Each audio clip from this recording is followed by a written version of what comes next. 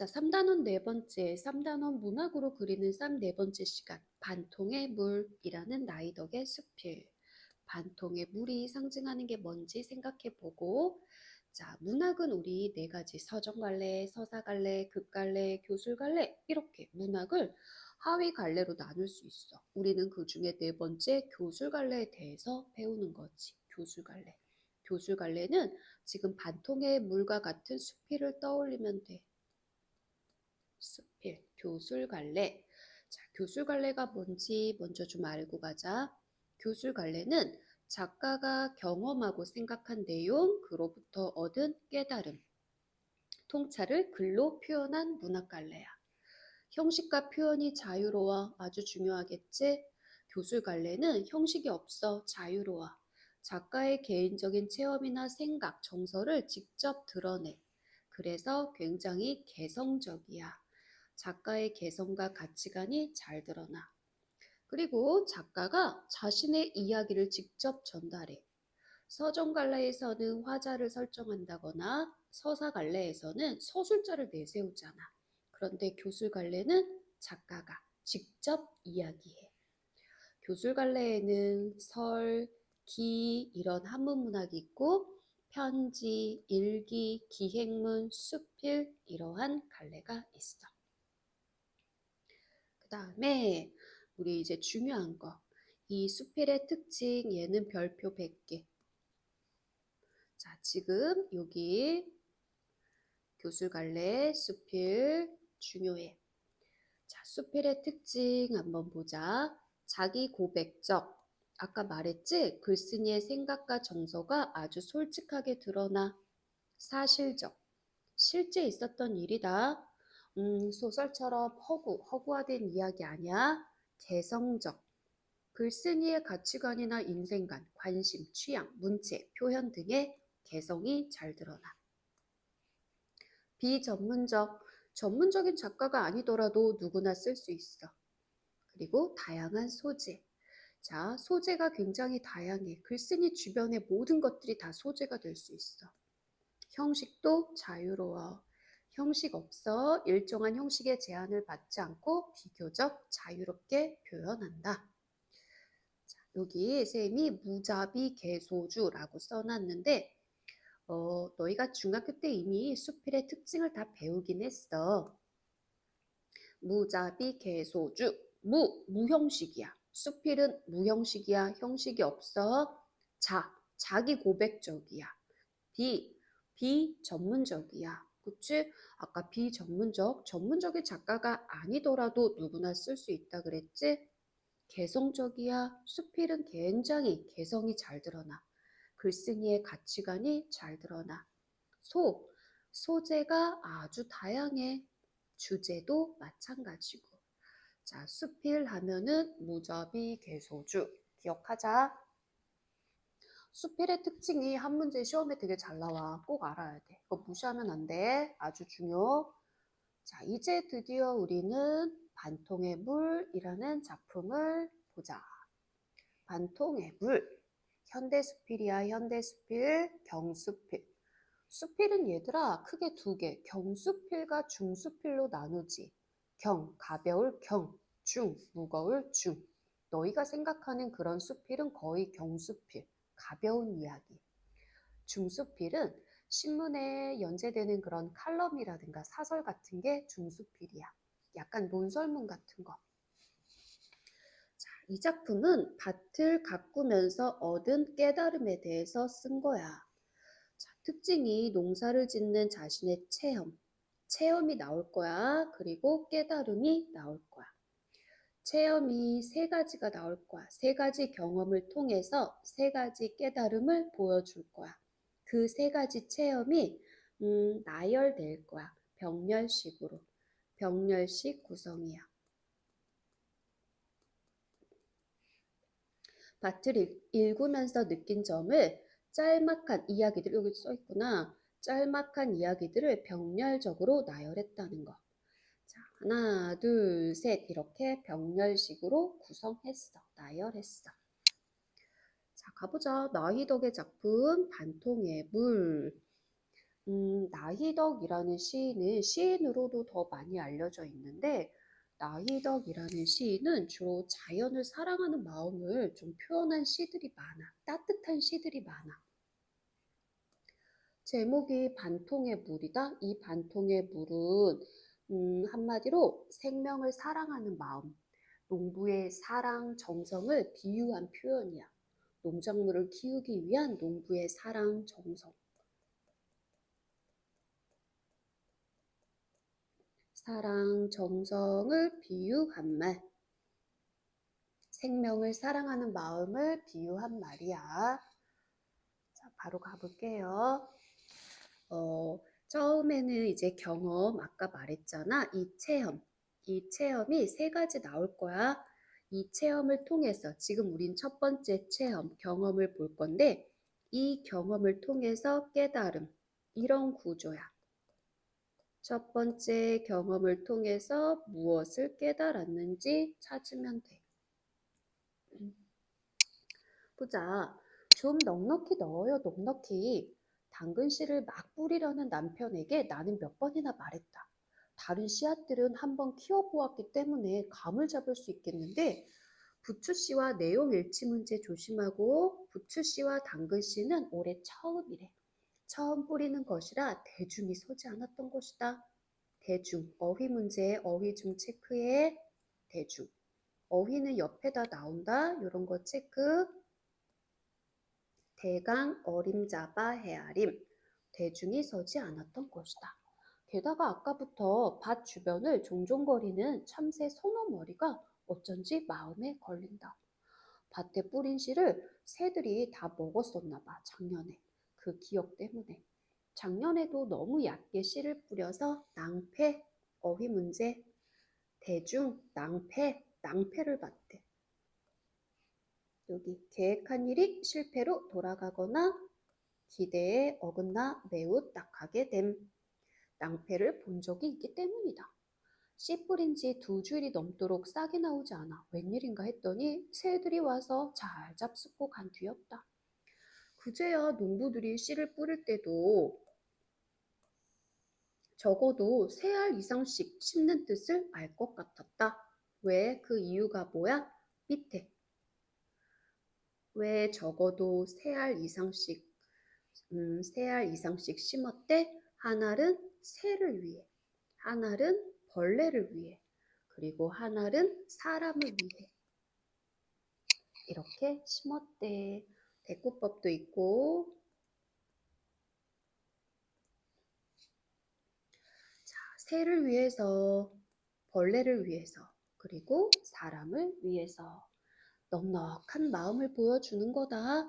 자연과도 나눌 줄 아는 넉넉한 마음을 보여주는 거야. 워낙 넉넉히 뿌린 탓인지 새들이 당근씨를 별로 좋아하지 않는 탓인지 당근싹은 좀 늦긴 했지만 촘촘하게 돋아났다. 처음에 그 어렵게 튀어낸 이쁜 싹들을 솎아내느니 차라리 잘고 못생긴 당근을 먹는 게 낫다고 그냥 두었다. 그러나 워낙 자라는 속도가 빨라서 자리를 잡지 못하고 밀려나오는 뿌리가 하나 둘이 아니었다. 우리 그럴 때 한자성어 과유불급.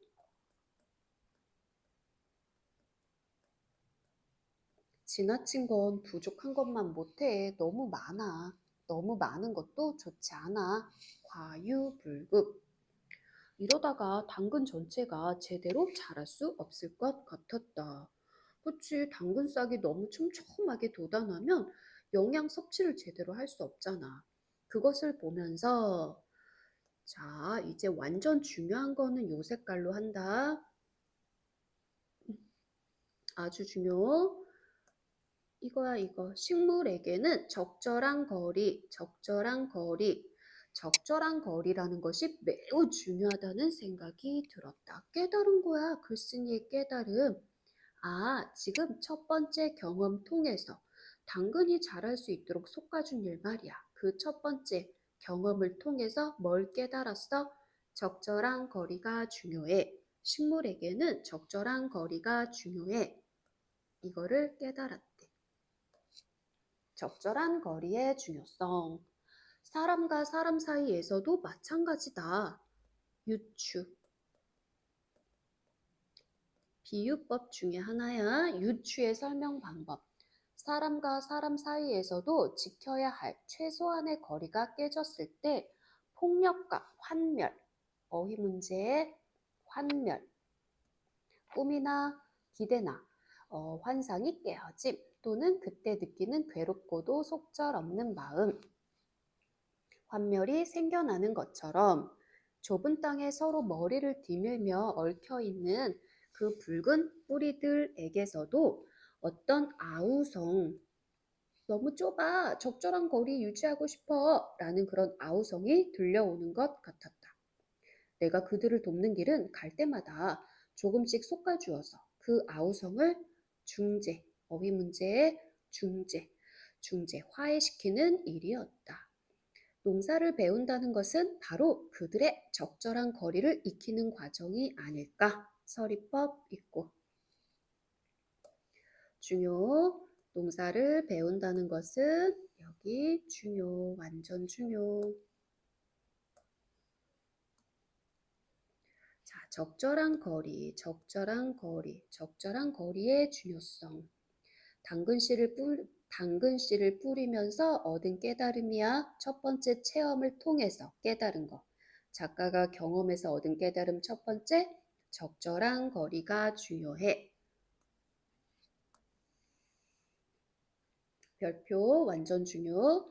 적절한 거리가 중요해. 자, 식물이 성장하기 위해서는 적절한 거리가 중요해. 자, 됐지? 첫 번째 경험 끝. 이제 두 번째로 갈 거야. 이제 두 번째. 미움풀이 죽으면 속담. 별표. 미움풀이 죽으면 고운풀도 죽는다 라는 속담이 있다. 미움풀 옆에는 고운풀도 있어. 그래서 미움풀을 죽이려고 밟다 보면 그 곁에 있던 고운풀도 죽게 된다고. 자, 이런 속담이 있어. 속담이 나오는 걸 우리는 풍유법이라고 말한다. 관용적인 표현, 속담, 김을 맬 때, 뜻, 어휘, 풀 뽑는 거. 김을 맬 때마다 나는 그 말을 자주 떠올린다. 그럼 내가 뽑고 있는 잡초는 미움풀이고 키우고 있는 채소는 고운풀이란 말인가? 서리법 있고. 곱고 미운 것의 기준은 어디에 있을까? 이거 다 우리 인간의 기준에 의해서 설정한 거잖아. 사람이 먹을 수 있는지 없는지 그거에 따라서 잡초와 채소를 구분해서 하나는 죽이고 하나는 살리는 것이 이른바 농사다. 자, 여기 좀 체크해보자. 농사라는 건 잡초와 채소를 구분해서 하나를 죽여. 농사라는 건 좀 약간 부정적인데? 농사의 반생명성을 보여주는데? 농사는 반생명성, 하나를 죽여. 모두 공존하는 게 아니라 선택해야 돼. 자, 하나를 죽여야 돼. 잡초는 죽이고, 채소는 살리고, 이게 농사래. 농사라는 건 이런 거래. 그러나 미운풀이 죽으면 고운풀도 죽는다고 하지 않는가? 괄호 넣기. 선택보다는 여기 색깔 형광펜.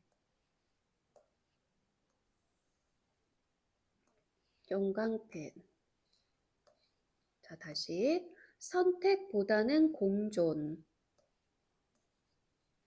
선택보다는 공존이 땅의 본래적 질서라고 할 때 공존, 함께 살아가는 거, 밭은 숲보다 생명에 덜 가깝다. 숲이 오히려 공존이야. 그리고 선택, 이 밭은 반생명적인 공간이잖아. 하나는 살리고 하나는 죽이잖아. 밭은 선택해야 돼. 숲은 공존이야. 이 숲은 땅의 본래적인 질서를 지키는 공간이야. 그치? 선택이 아니라 공존을 선택해. 중요. 이해하겠지? 중요. 밭은 이 농사, 반생명적인 그런 공간이야. 잡초와 채소를 구분해서 하나는 죽여야 하니까. 인간에게 필요한 인간의 기준에 의해서 설정한 채소는 살리고 잡초는 죽이고 후론이 반생명적인 거지. 그래서 밭을 읽으면서 가장 고민되는 문제가 바로 이 풀이다. 사람의 손이 미치기 오래전부터 이 둔덕에는 둔덕, 어휘 문제, 가운데가 솟아서 밑에 불룩하게 언덕이 진 곳, 이 둔덕에는 명아주, 이 둔덕에는 명아주, 저 둔덕에는 개망초, 이 고랑에는 돼지풀, 저 고랑에는 질경이, 열거법. 그들이래. 이 풀들 말이야. 의인법. 바로 이 땅의 주인, 풀들이었던 것이다. 풀들, 얘네들, 풀들. 그런데 달갑지 않은 침입자가 삽과 호미를 들고 나타나 그것도 생명을 키운답시고 생명, 채소들. 원주민을 쫓아내니 원주민. 풀들 말이야, 풀들. 명목이 서지 않는 노릇이다. 자, 여기 색깔 별표. 이 땅의 주인, 누구야? 그들, 원주민이라고 비유했어.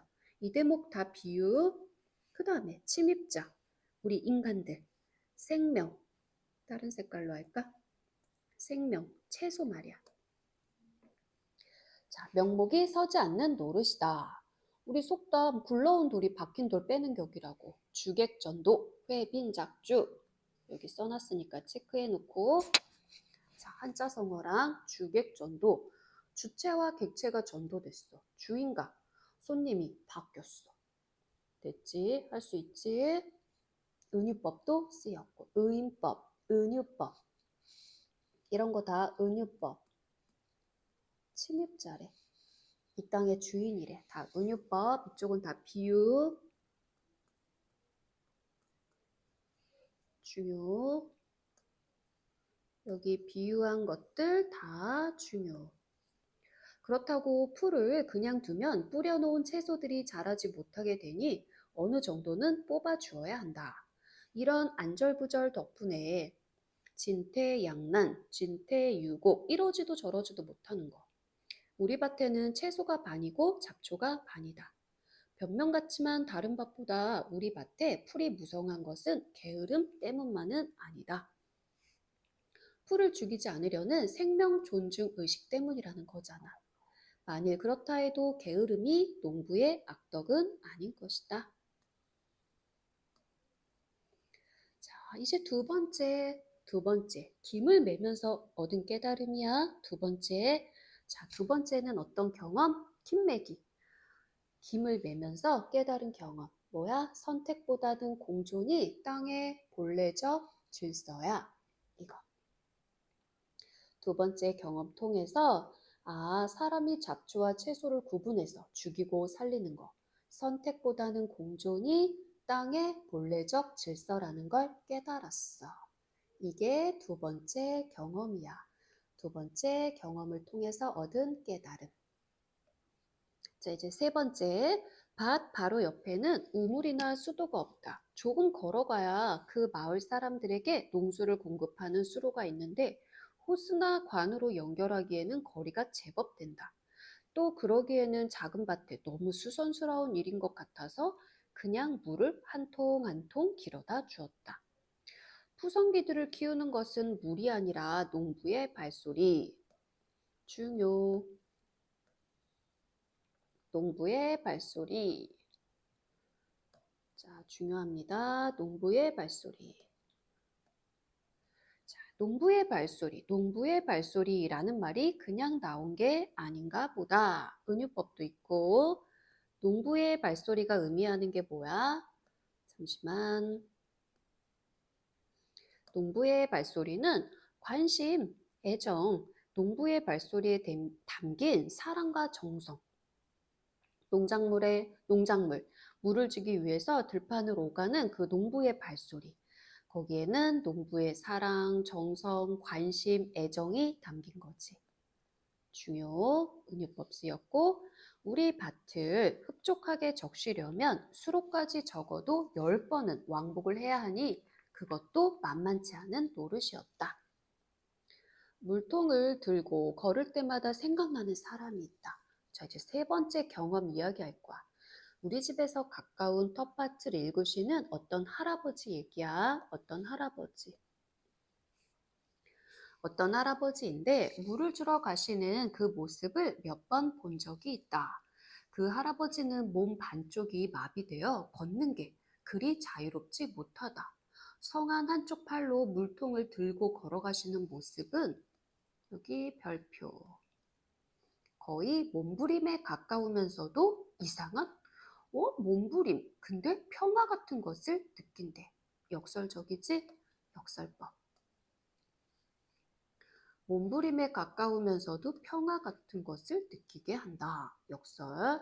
자, 이제 텃밭에 물 주러 가는 할아버지의 모습 얘기하는 거야. 절뚝절뚝, 음성 상징어, 별표 이런 거 조심해. 절뚝절뚝, 몸이 잠깐만 여기 다른 걸로 칠하자. 절뚝절뚝, 휘청휘청, 음성 상징어 둘 다 의태어야. 몸이 심하게 흔들릴 때마다 물은 찰랑거리면서 그의 낡은 바지를 적시고 길 위에 쏟아져 결국 반통도 채 남기지 않게 된다. 그렇게 몇 번씩 오가는 걸 나는 때로는 끌듯이 지나가는 발소리로 듣기도 하고 때로는 마른 길 위에 휘청휘청 내고 간 젖은 길을 보고 알기도 한다. 여기까지 물 주러 가는 할아버지의 모습을 본 거야.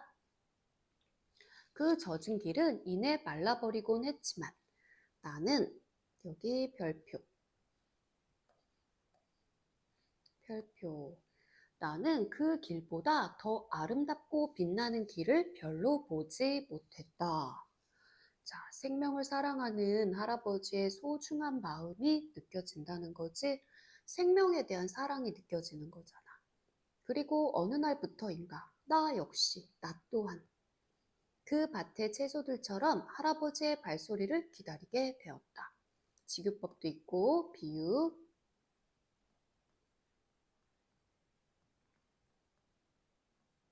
직유. 반통의 물을 잃어버린 그 발소리를 반통의 물을 잃어버린 그 발소리라는 건 생명을 향한 정성스런 할아버지의 마음을 보여주는 거지. 물통을 나르다가 문득 이런 생각이 들곤 한다. 내가 10번 오가야 할 것을 그 할아버지는 20번 오가야 할 것이지만 내가 이 채소들을 키우는 일도 그 할아버지와 크게 다르지 않은 어떤 안간힘 때문은 아닐까. 한자성어 우공이산이라고 써놨지. 우공이 산을 옮긴대. 불가능하잖아. 어떻게 산을 옮겨? 다시 말해서 열심히 하면은 이루지 못하는 거 없다고. 우공이 산을 옮긴대. 자, 몸에 피가 돌지 않는 것처럼 문득문득 마음 한쪽이 굳어져 가는 걸 느끼면서 절뚝거리면서 그러면서도 남은 반통의 물을 자, 여기도 색깔 별표. 남은 반통의 물을 살아있는 것들에게 생명을 사랑하는 할아버지의 마음 알 수 있지? 자, 별표. 남은 반통의 물. 이 작품의 제목이기도 해. 반통의 물. 생명을 사랑하는 마음. 이 반통의 물이라는 건 생명을 사랑하는 마음 말이야. 농작물을 키우기 위한 그런 농부의 사랑과 정성을 비유한 말이야. 그런 게 아니었을까? 서리법. 서리법 쓰였고.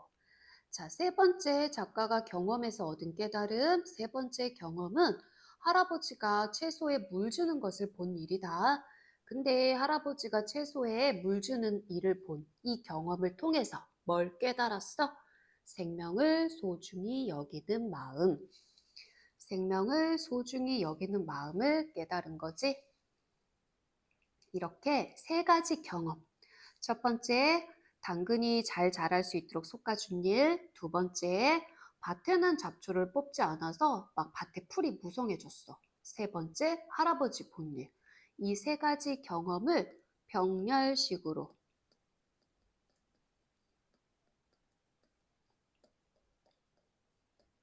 병렬식으로 구성했다는 거 세 가지 경험. 자, 이제 마지막. 이 짤막한 이야기들은 그렇게 밭을 가꾸는 동안 절뚝거리던 내 영혼의 발소리. 별표. 내 영혼의 발소리 같은 것이다. 감히 동사라고는 할 수 없지만 자연과의 합일. 자연과의 행복한 합일. 자연과 내가 하나가 된대. 물알체, 물심이려. 부를 수 없지만 그 어둠과 불구에 힘입어 푸른 것들을 만나러 가곤 했다. 그들에게 물을 주고 돌아오는 물통은 언제나 비어있다. 만족감이 드러나는 거지. 채소를 키우며 그들에게 사랑을 흠뻑 쏟은 거지. 자, 이렇게 끝이야. 4달러 경험 3개. 옆으로 가서 우리 이제 중요한 학습 활동. 잠시만. 1번 중요. 글쓴이가 경험한 일과 그 일에서 깨달은 점을 정리해보자 그랬어. 첫 번째 경험은 당근이 잘 자랄 수 있도록 솎아준 일. 이 경험을 통해서 뭘 깨달았어? 적절한 거리.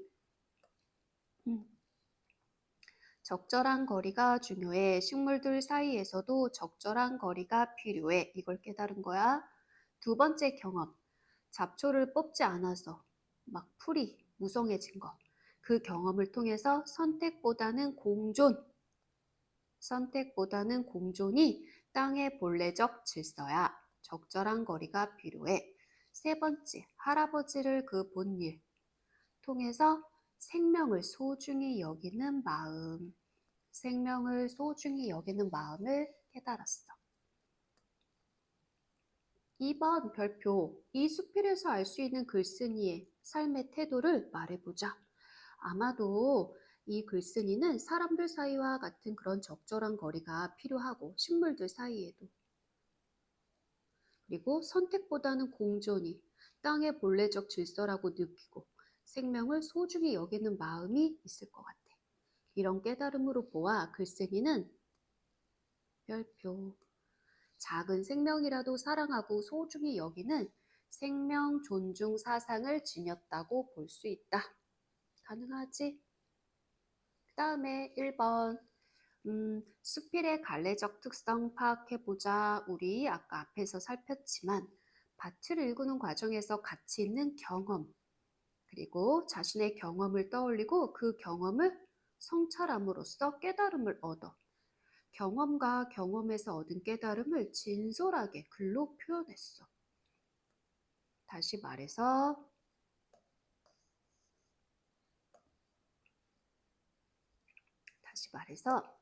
자, 수필은 작가가 자신의 경험에서 얻은 소재를 바탕으로 쓴 글이라는 것. 그리고 개인의 사색과 성찰을 통해 썼다는 것. 자신의 정서를 진솔하게 담아서 썼다는 것. 이게 수필의 특징이죠. 자, 여기까지 했으면 반통의 물은 끝. 다시 한번 복습해보고 수업 시간에 만나요.